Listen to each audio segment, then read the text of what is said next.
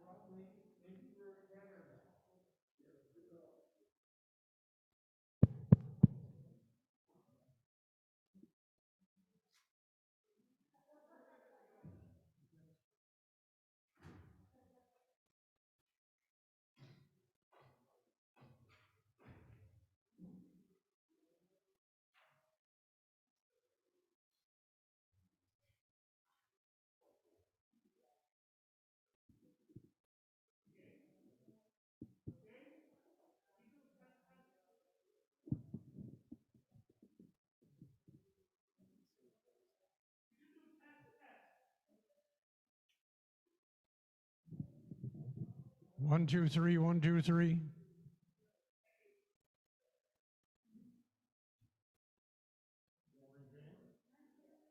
morning, Jane. Hey, Jane. Good to see you. I'm not gonna hug and stuff because I don't like ask them later. Good to see you. It was great. Smooth How's the sailing. traffic this morning? No problem. You know, the traffic built up, but you know. Test, test, test, test. Okay. And at this point here, they can hear.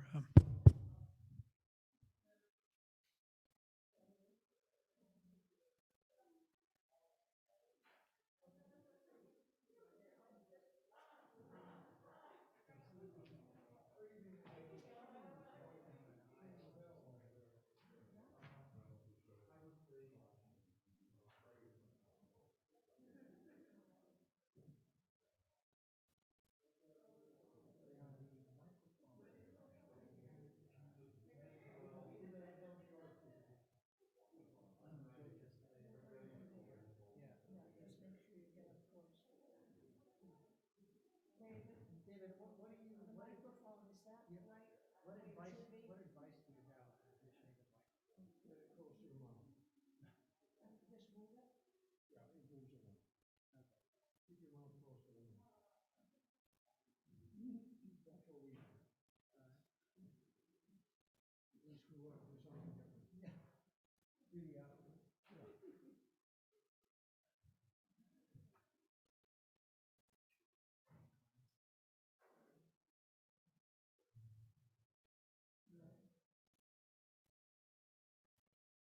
Want me to comb my hair? Yeah, there's a little. Would be a waste of time. Now, did you give me an order of service? Yes, I did. This is it? It's on the pool.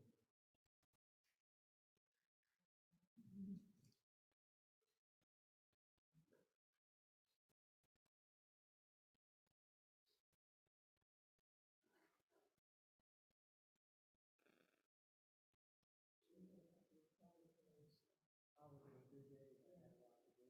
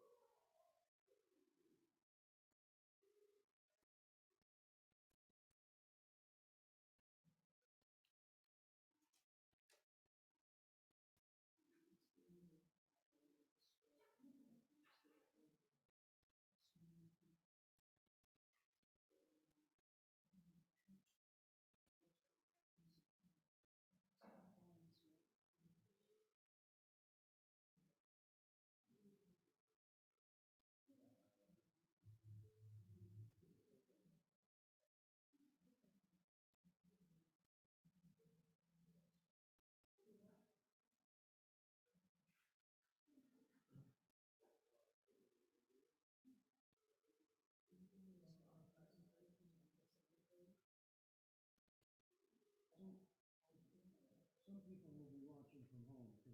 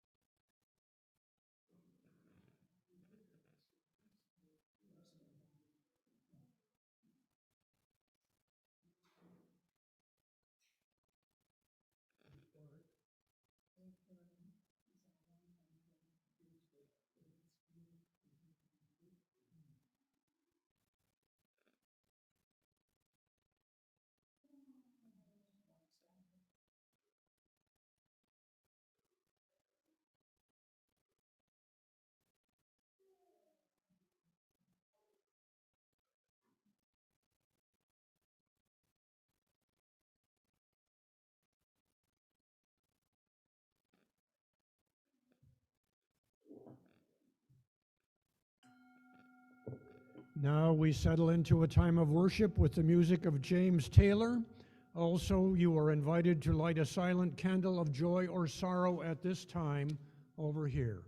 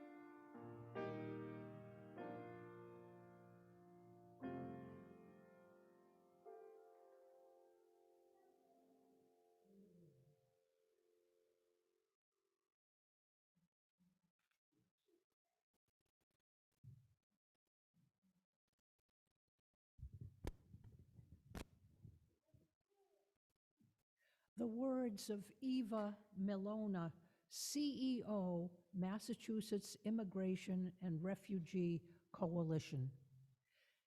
Immigrants are on the front lines, growing our food, distributing our goods, working in hospitals, and caring for our elders. We are part of the same workforce and society. This country is going through a deeply painful phase of divisiveness and suspicion. When we hurt, we all hurt together.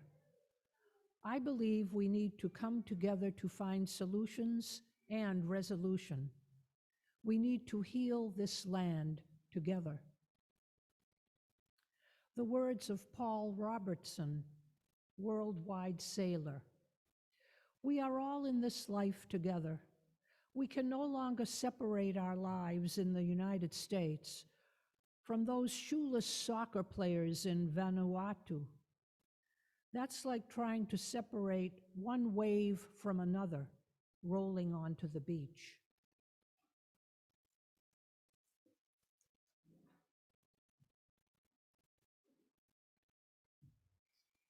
Good morning. It's delightful to see you all here on this busy holiday weekend. Welcome to the Unitarian Universalist Church of Worcester's Sunday morning worship service. We're glad you joined us. We hope that this service gives you an opportunity to pause for a few minutes, to gather in community so that we might care for each other, take a moment to reflect on our own well-being, and discover for opportunities for spiritual refreshment in service to the world. To begin, we acknowledge that in Worcester, Massachusetts, we work, learn, and live and worship in the seized ancestral homeland of the Nipmuc people who survive and remain active as the Nipmuc Nation today. Large print hymnals and orders of service are located in the foyer, as well as hearing devices and pew cushions for those who would find any of these useful. Please see one of our ushers or greeters for help in locating them. For those of us who are joining online, for safety purposes and so that we might know you better, as you are able, please list your name on your video feed. Please note that this service is being live streamed on Zoom and Facebook, as well as being recorded for future availability on the church YouTube channel and our website worship archive. We extend a very special welcome to newcomers this morning and invite you to fill out one of the cards found in the pews. You are welcome to drop the card in the offering plate or to leave it in one of the boxes near the sanctuary, fellowship hall, or sanctuary foyer on the door. Due to the pandemic, we are foregoing the collection of the children's change for change in person. However, there is a basket next to the Joys and Sorrows candle bowl for those who would like to contribute change to assist the church emergency fund this morning. Following the worship service this morning, you are invited to join us for a time of fellowship. Coffee will be served in the fellowship hall at the end of the hall down this way. Please remember to wear your mask unless consuming a beverage. Once again, welcome and thank you for joining us this morning.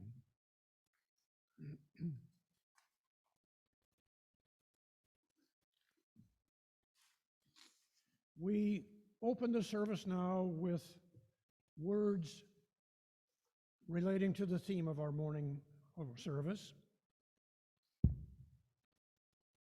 From Jeremy Sutton, dancer and painter.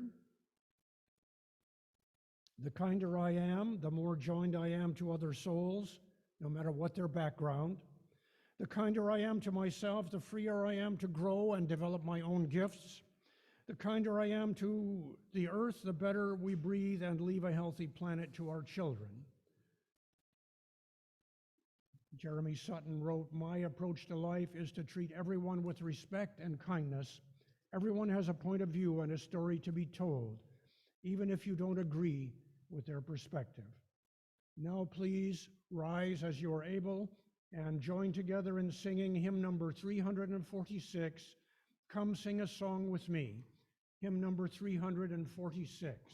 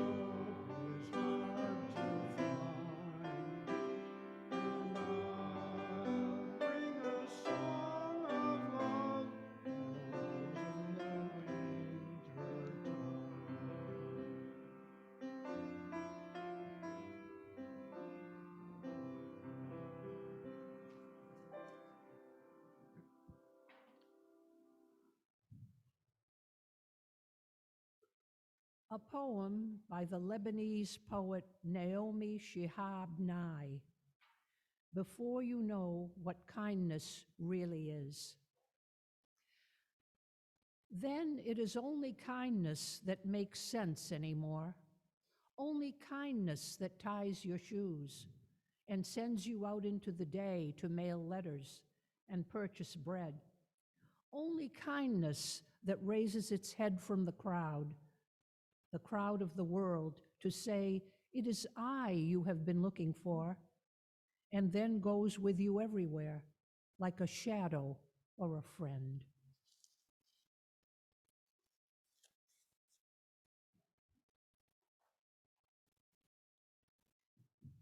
This dear community needs our support. Each and every one of us needs your support. Together, supporting one another, we are stronger than we can hope to be alone. At this time, the morning offering will be received.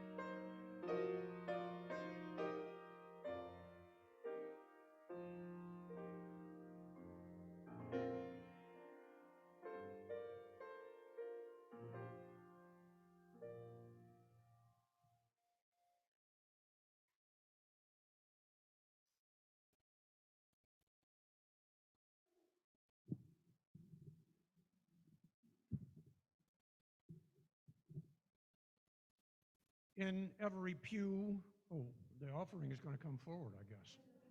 Getting ahead of myself.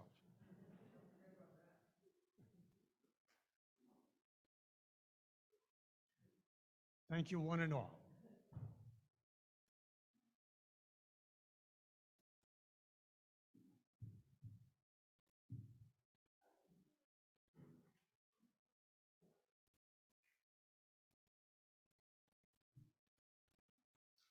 In every pew, there are joys and sorrows, triumphs and tragedies, some of them aching for expression. Therefore, we invite those of you who wish to do so to come forward on either side of the sanctuary and take your turn here at the microphone to express in a few words a joy or sorrow that is welling up in your mind and heart and craving to be shared, or to light a candle silently if such silent expression feels more comfortable to you, or to make an appointment with our minister if there is some matter which you need to explore in greater depth or in greater privacy.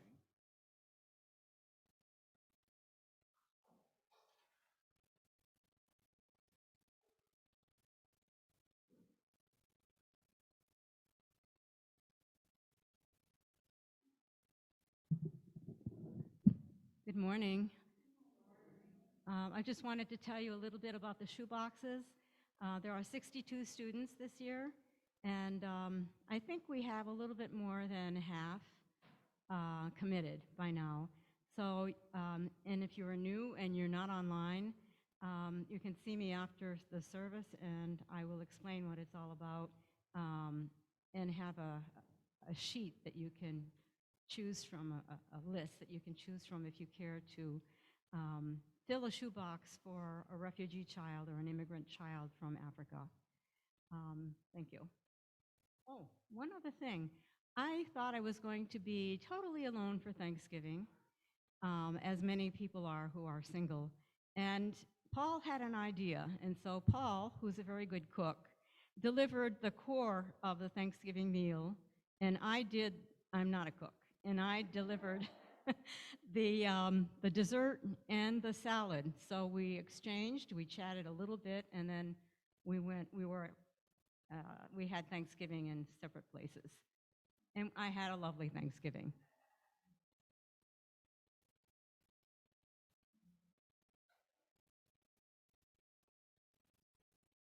Good morning, I'm Kim Napoleone. I just want to say I feel very thankful and blessed for the siblings that I have. My brother and sister have been a great comfort to me as we help my mom with her new mobility challenges. We did a lot of work. My sister came out for a 1-week vacation that she thought we were going to have a lot of fun, and she stayed a second week and continued to work remotely from from here to Montana in order to help with that, and I'm just so blessed that they're in my life.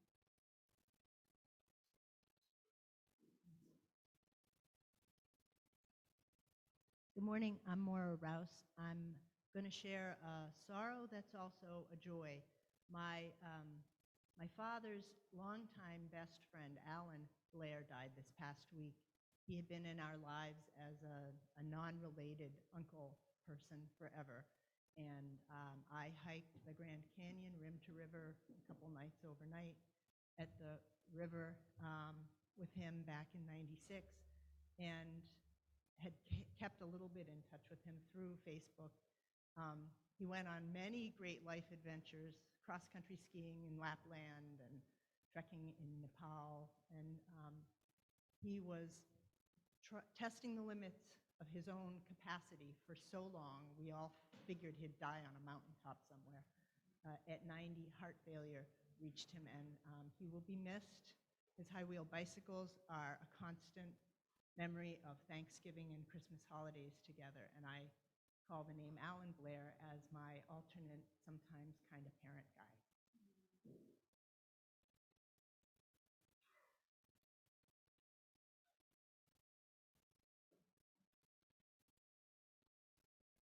Good morning. My name is Paul, and I have a joy. And yesterday I was at Trader Joe's, and this person in front of me walked in, and I said, this person looks familiar.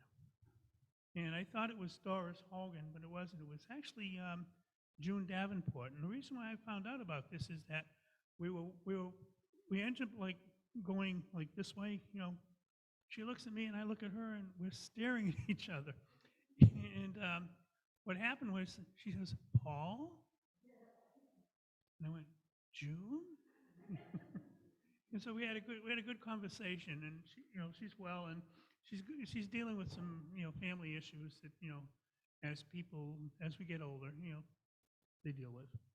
But June, if you're listening, hello.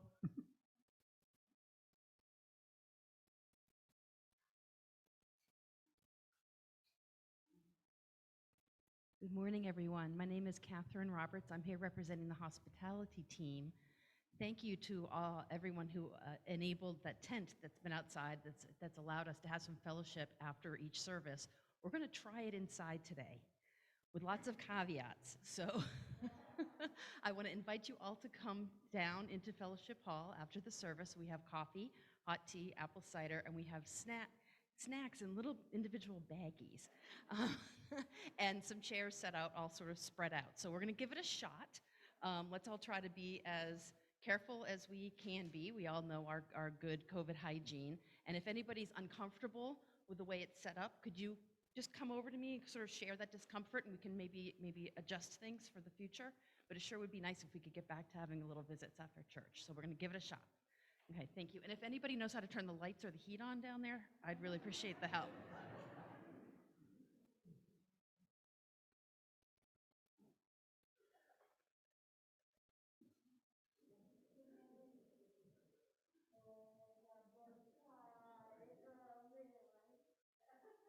So actually, I was going to get up here and, of course, remind everybody about the poinsettias. But then when I was sitting there, I thought, you know what? It was the best Thanksgiving this year. My daughter, who has always been a major challenge to me, major, she hosted Thanksgiving in her new home with her new husband. They're so happy. I'm just like, can't believe it, and I'm so happy. So anyway, it was a lovely Thanksgiving, and I am truly thankful for that.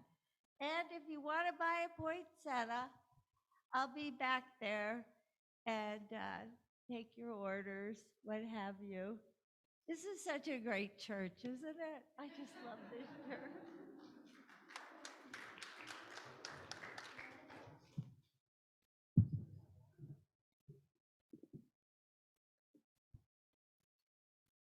All right, we just have one more from online.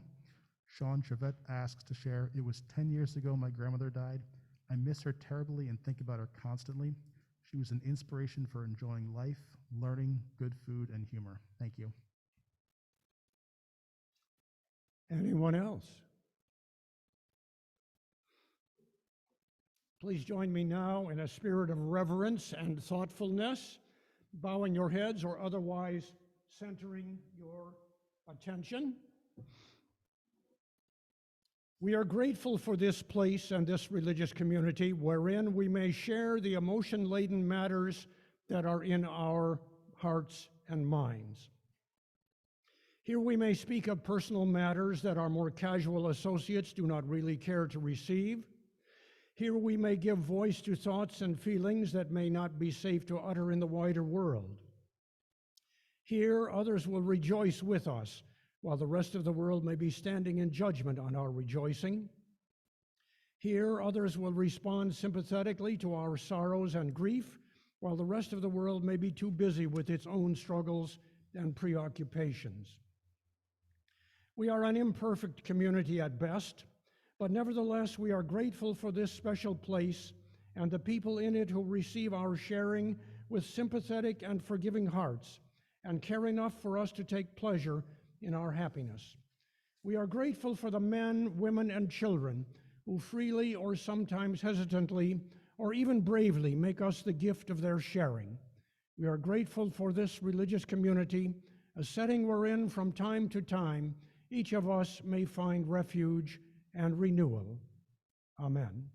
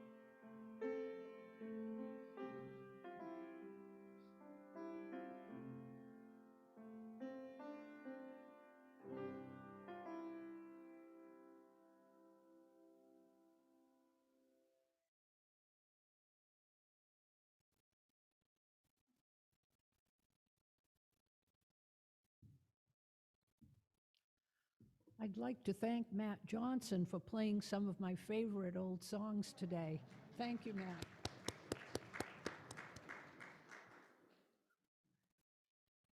I'm happy to welcome today to the church Clifford Hakim, artist, entrepreneur, author, and social innovator. Cliff has worn many different shoes as a teacher, writer, counselor, and executive coach, and artisan entrepreneur. As author of the business bestseller, We Are All Self-Employed, he showed people how to take control of their jobs and careers under any market conditions and at any stage of life. As the founder of an artisan business called Inspired Stones, he's designed memorials that tell a loved one's story using natural stone and reclaimed wood. In the past few years, he's been experimenting with pen, brush, and ink. Cliff began drawing in 2018.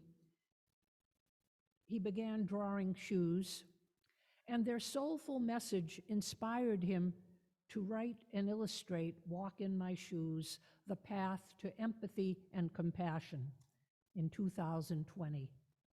How we learn to be kinder by walking in the shoes of others. Cliff's new book has opened many doors. For example, he's recently joined the startup Leap Chat as an advisor, facilitator, and innovator. Leap Chat hosts conversations in small groups powered by your passions. Cliff is a member of the Unitarian Universalist Church of Arlington, Mass. And Cliff's books will be for sale at Fellowship Hall after the service. Please welcome Cliff Hakim.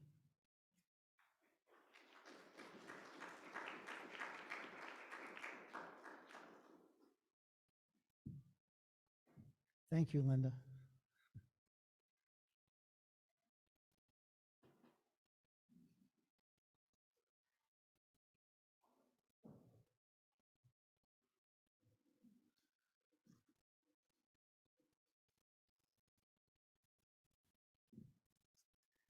I never am quite sure how I'm going to start a conversation with an audience, but the first thing I want to say this morning is good morning. Good morning to all. And I had a spontaneous conversation with Matthew, our pianist, and he mentioned to me that he has toured the world and had many conversations about kindness. And it's a reminder about how kindness can open up our world. So thank you for that, Matthew. So welcome to Walk in My Shoes. The kinder I am. The kinder I am, the more joined I am to others' souls, no matter what their background.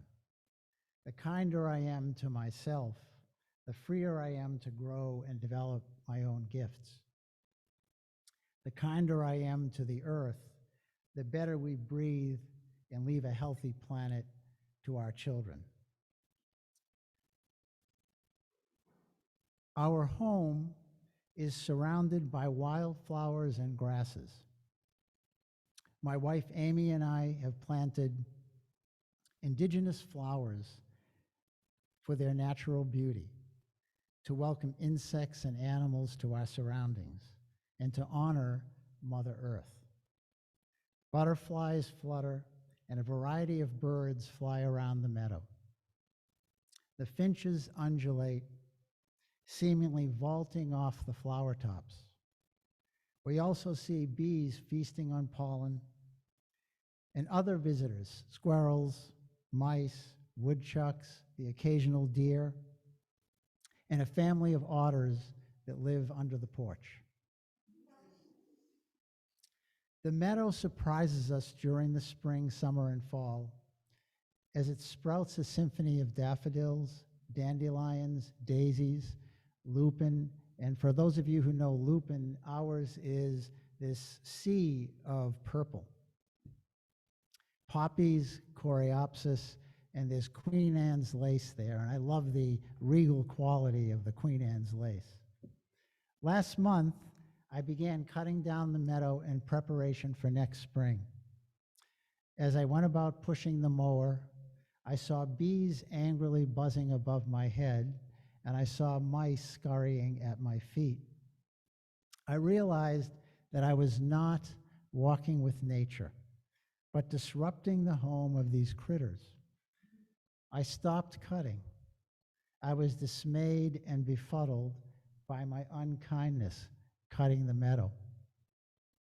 Now about 1/2 of the meadow remains unshorn, and if you can imagine these paths that kind of cut through this, growth, so it's kind of this, artistic atmosphere that almost leads to nowhere but to somewhere.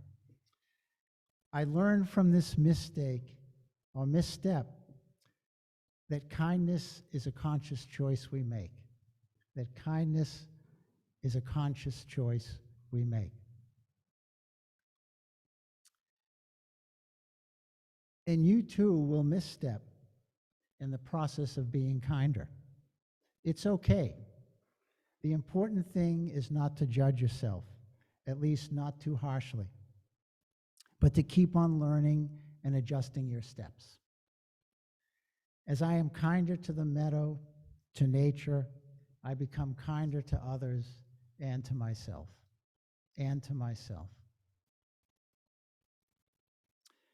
I'd like to give a special shout out to my cousins, Linda and David Miller. They've been so gracious to champion me being here today. Linda has been really dedicated to promoting Walk in My Shoes throughout Worcester County. And Linda, I'm so grateful. Reverend David Miller, emeritus minister of this church, recently shared a sermon with you. 4 questions to ask yourself. One of the questions has stuck with me. Will your actions hurt someone? I'm thankful for this question and many other questions that David has shared with me throughout the years. I'd also like to thank Religious Director Robin Miskovich.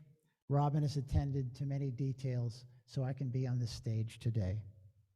Also, I'd like to call out Rev Aaron. Thank you for welcoming me to your church. I know he's not here today, but he may be listening somewhere.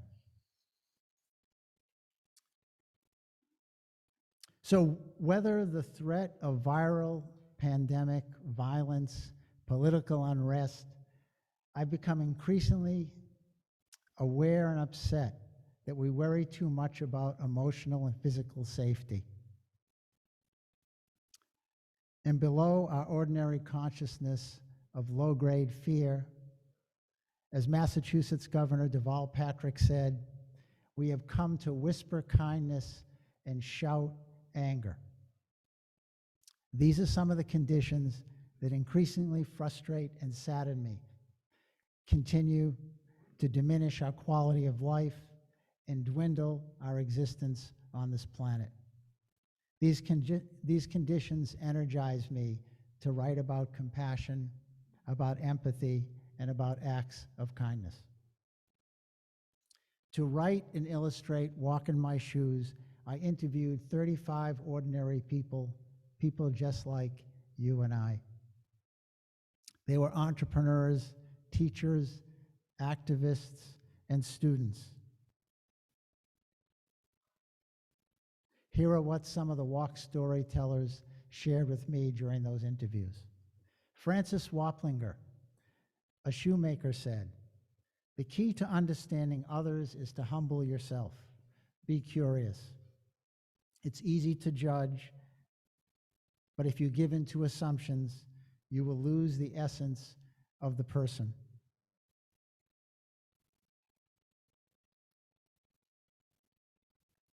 A second person I interviewed, Julie Marie Hoy, a painter, a poet, a teacher, said, "When I was growing up, I took on too much of other people's pain. A friend dubbed me Our Lady on the verge of tears. Yet my suffering allows me to feel others' suffering. I also like to listen. When people express themselves, they get rid of their sorrow. Bill Nygreen, another walk storyteller and a social change facilitator. This is what he said. Does the world need more love? There has always been good and evil in the world, and I suspect there always will be. Compassion is really love by another name. The world always benefits from more love. Two other walk storytellers said this. John Solly, a gardener and a landscaper. Karma is real. You get back tenfold what you put out. When I walked out of the dollar store the other day, a woman smiled and said, "Hey, you're the guy that bought me those things." Valerie Andrews, an author and an editor, said, I like to take the conversation about climate change a step beyond science and make it personal, and ask, what does nature mean to you? How much do you love the details of the world? What are the details that you love? On this morning's walk, I looked up into the trees, and I love the skeleton of those huge, trees. They make me, smile and just kind of connect with the sky and everything around them. 3 of the walk storytellers live in the Worcester area and have attended this church at different times.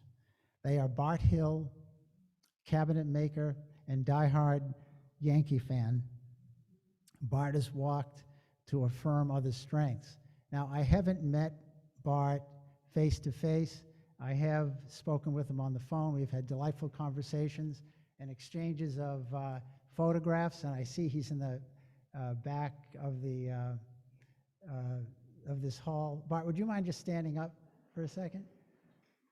Hey, great to see you. The second person from Worcester was Annette Rafferty, founder of Abby's House, and Annette has walked to help women in distress.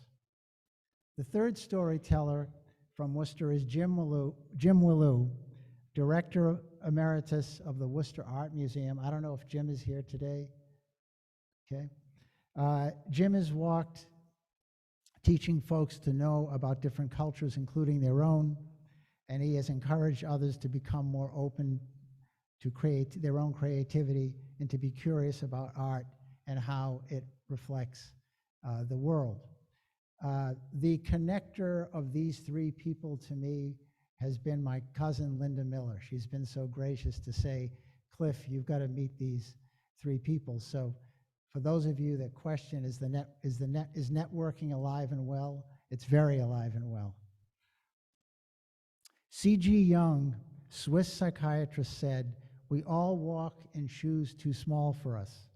Yet he also believed we are always capable of growing in self-knowledge and compassion.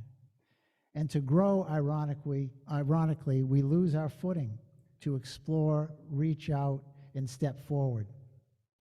I think that Bart, Annette, and Jim would agree that each of their lives have been enriched as they contributed to others to exploring, reaching out, and stepping forward, often into the unknown. When our shoes fit, we're not only more comfortable, but we also are eager to share our good fortune with others. My good fortune is to share the 3 kindness lessons I learned from Bart Hill, Annette Rafferty, and Jim Willou. Before I do, I'd like to ask you folks a question. And my question to you this morning is, what does kindness mean to you? What does kindness mean to you? So if you'd reflect for a moment, in your private space, you can shut your eyes, and I'll come back to you in about a minute, and we'll go on from there. What does kindness mean to you?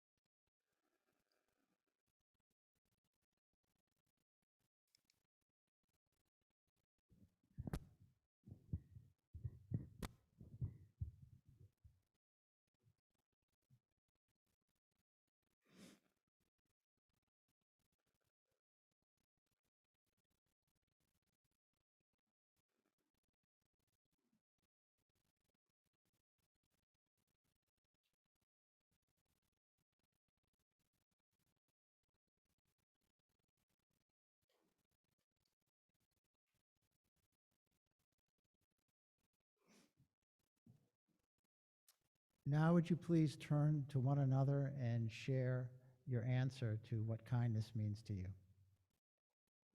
Or turn to the person in back of you.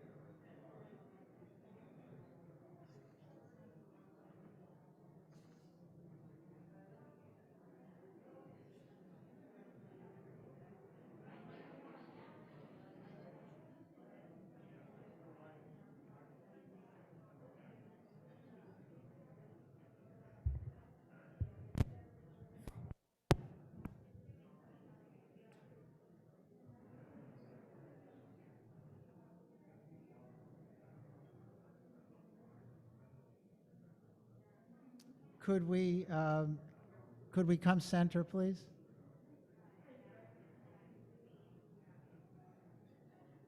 Thank you very much.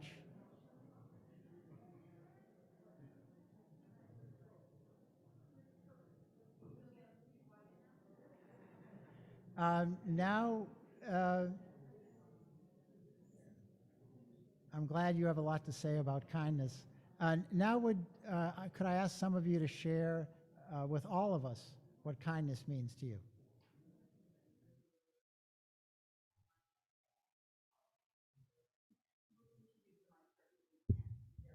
Oh, I'm sorry.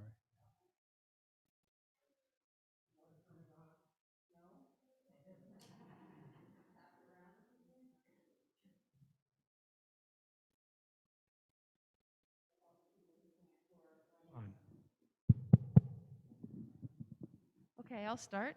I'm Catherine, and what first came to mind was the idea of removing barriers, like using whatever privilege, power, influence I have to try to make the paths better for others.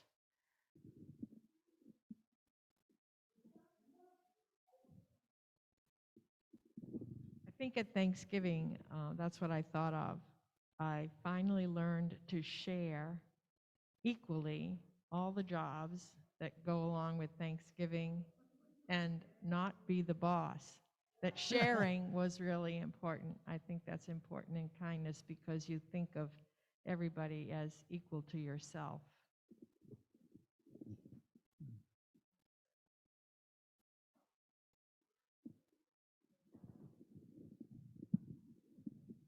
Two things for me, listening without judgment and doing without expecting.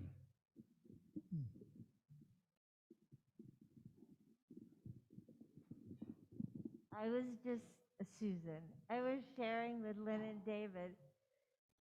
As much as I hate having MS, it has brought out such incredible kindness in other people. And I'm so aware that people really are kind on the inside. It's almost sometimes they just need a reason, to sort of express it or be that way. So I'm so aware of real kindness in people, which I don't know that I really had a sense of it before. So I'm very thankful in some respects.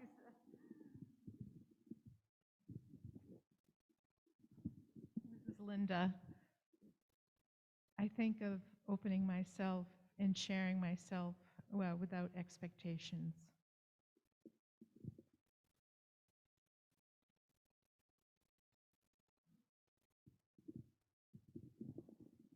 We'll say ditto to what you said about both listening and doing, that the two went together, but also if you see we discussed, to see someone who's not being kind, that it can be a kindness to reflect on where they must be to not be kind, because I think, as what Susan says, most people are generally want to be, but the anger inside us sometimes causes us not to be. So. Hi, I'm Bart. One of the difficult things with the pandemic is getting out there, being close, whatever.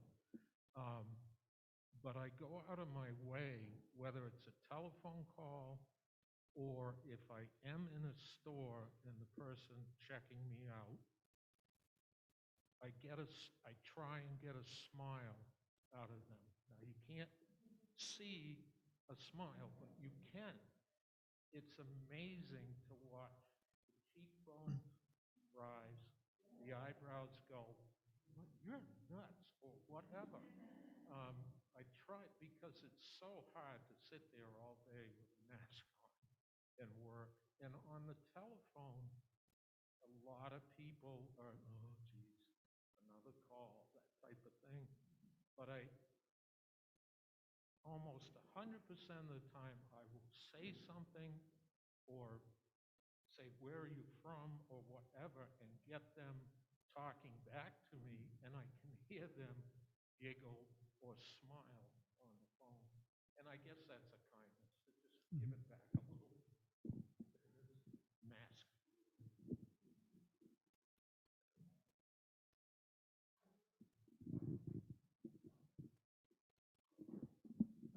When I think about kindness in my life, many things come to mind, but one of them is that I lead trips for the Appalachian Mountain Club. I take people paddling down rivers, and I'm finding that people are eager to get out into nature, and people are very grateful for someone who will guide them safely down the river from the beginning to the end. And recently I had an overnight paddle and camp with 3 other guys whom I have been paddling and camping with for years. It was kind of like an old-timers reunion, and we were all very happy to be together, and I was happy to be able to provide that opportunity for friends to be together in that kind of setting in nature.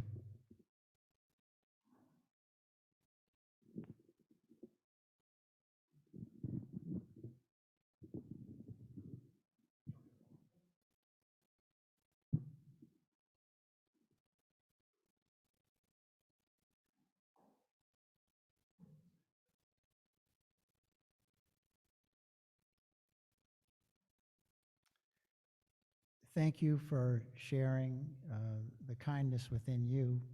And one of the things I've discovered in giving these presentations, these talks, whether they're in front of people or on Zoom, is that the most important part of this talk is never what I have to say. It is what you have to say. It's what's inside of you. So a couple of other things people have said about kindness in the talks that I've given. Kindness means no harm. Kindness is an innocence. Kindness is conscious gentleness. Kindness is kindred spirit. Nice can be fake. Kindness is real. Kindness is comedy, seeing the lighter side of things. Kindness is accepting yourself and accepting others. Kindness is good conversation, and kindness is a way of being. So, how do you walk in other people's shoes? How can we become kinder? I do not have an exact recipe for you to follow, though I do have some suggestions that you might try. These are suggestions shared through the hearts and experience of Bart Hill, Annette Rafferty, Jim Wallou, in the stories that they shared with me. After you hear these stories, you might think that there are other ways to be kinder, or there are better suggestions. Maybe there are, but please try these. I recommend them. Notice if they make your own steps easier and if they make other people's steps easier too. So first, Bart Hill's story. Bart has served the youth of this church on several service trips. And Bart said during his interview with me, for the past several years, pre-COVID, I've been traveling with teens from our church as a chaperone to a homeless shelter in Maryland. Some of these kids are leaving their comfort zones for the first time. They're learning that others don't have a place to sleep, having trouble caring for their children, and many are hungry. Their response is immediate. They offer to give a hand babysitting, painting a room at the shelter, building a fence, or whatever is needed. My role is to show them we can help. I don't preach to them. I let them see how they can alleviate another's pain by doing something as simple as playing with the children while a frazzled mom takes a break.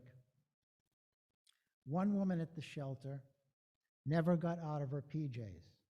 As she sat alone at the breakfast table, I noticed that she was having trouble pouring hot water into her oatmeal.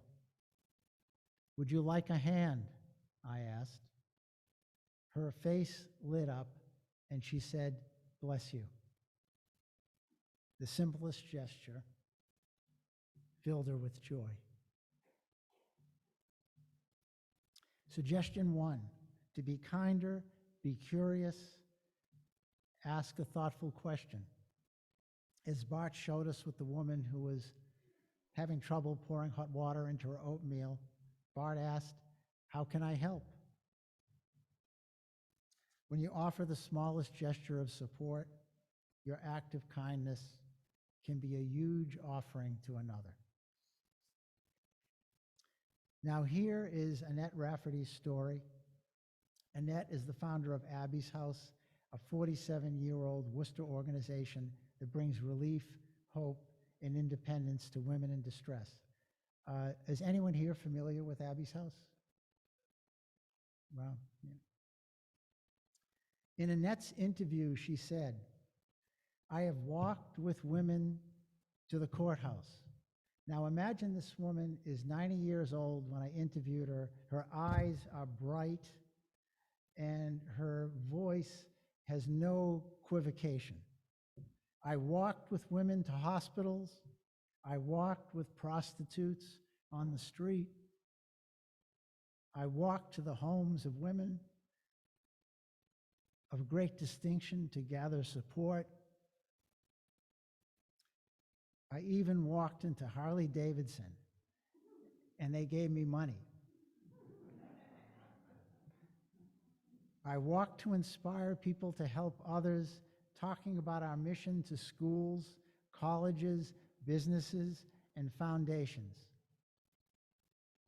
There were no cell phones back then. When I asked one of the residents in our women's shelter, "What's the hardest thing about living on the street?" she said, "People not looking at me." These women need to be acknowledged as human beings. That is why we refer to them as guests. Fear of the other gets in the way of compassion. In our dining room, we help people overcome that fear. How? By insisting that everyone eat together. Women from all cultures and backgrounds get to know each other and they become friends. I also find that a smile makes people more valuable. When I walk into the dining room, I give each of our residents a smile and a hug. They feel good, and I feel good. Suggestion 2, to be kinder. Summon your courage. Courage is internal. Be brave. Externalize your courage. Give others the benefit of the doubt. For example, you might start a conversation while you're waiting in line at the post office, or with a shopkeeper as you're making a purchase. You might give someone your place in the grocery checkout as you have an item to purchase and they have a basket full. or simply extend a smile, as Annette brings a smile to her guests at Abby's house. When I think about Annette and her compassion, I recall Maya Angelou. My wish for you is that you continue to be who you are, to astonish a mean world with your acts of kindness. Here is Jim Wallou's story. He offers the third suggestion to be kinder. Jim is Director Emeritus of the Worcester Art Museum, and he learned from his father how to make ice cream. Today, Jim says, I may be better known for making ice cream than I am as former founder of the Worcester Art Museum. Jim shared the following with me in his interview about being kinder. One of the things I most enjoy is teaching people about art. The museum has a class called Making Faces, in which children and their parents begin by making a name card with their portraits on it.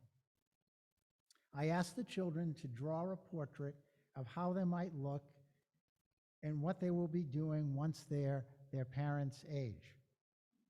And I ask the parents to create a picture of what they look like at the same age as their children. We learn a lot by reflecting on the past and the future. I've also taught a college writing course in which students reflect on the experience of creating an identity collage. Participants cut pictures from magazines and assemble them to form a portrait of their interests. What are they drawn to? How do they see themselves? They learn how difficult it is to put a label on yourself, and yet every day we put labels on others. We can learn as much from people as we do from books and art. When we talk with others, we have an opportunity to enjoy different worlds. I think this is part of what Matthew was saying when he talked with me. In a good conversation, all the juices are flowing. I love that. Just think about that. In a good conversation, all the juices are flowing. This is a magical moment when you get to really see others. That's a lot like looking at a work of art. You can clarify and go deeper because your source is right in front of you. And because we're social beings, it's a pleasure and it's fun. Suggestion 3, to be kinder, be accepting, don't label. You might truly see the person standing in front of you, and you might say, that hat looks great on you. Your accent inspires me to travel. Or thank you for listening so deeply. In summary, here are Bart's, Annette's, and Jim's suggestions to be kinder. Suggestion 1, be curious. Ask a thoughtful question. For example, what's top of mind for you now? Suggestion 2, to be kinder. Summon your courage. Be brave. Let go of fear, if only for a moment. Don't be so preoccupied with yourself. Give others the benefit of the doubt. For example, you might start a conversation during this holiday while waiting in line at the post office. You might offer to buy a meal for a stranger who seems in need. You can summon your courage to chat with them, and they might become a friend. Now think about this.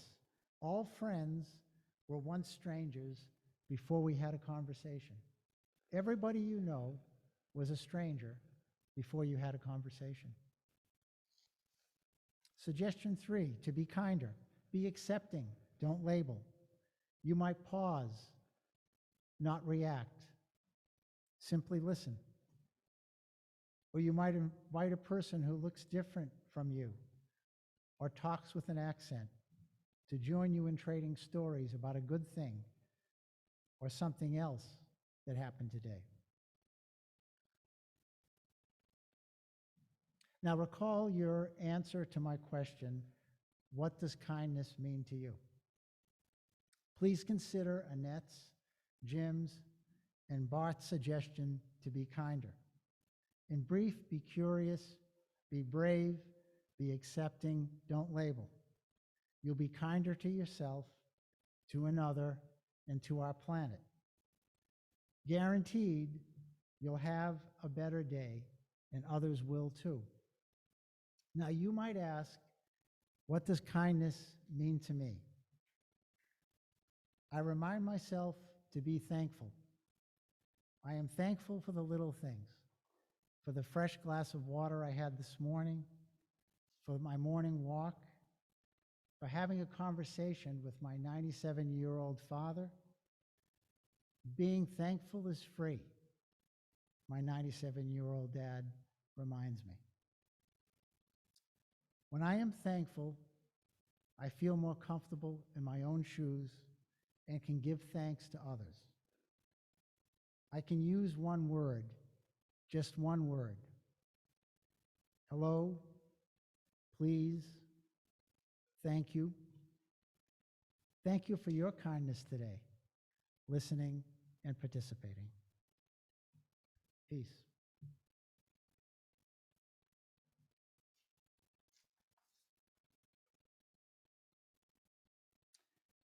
Now let's turn to our hymnals to number 93, to mercy, pity, peace, and love.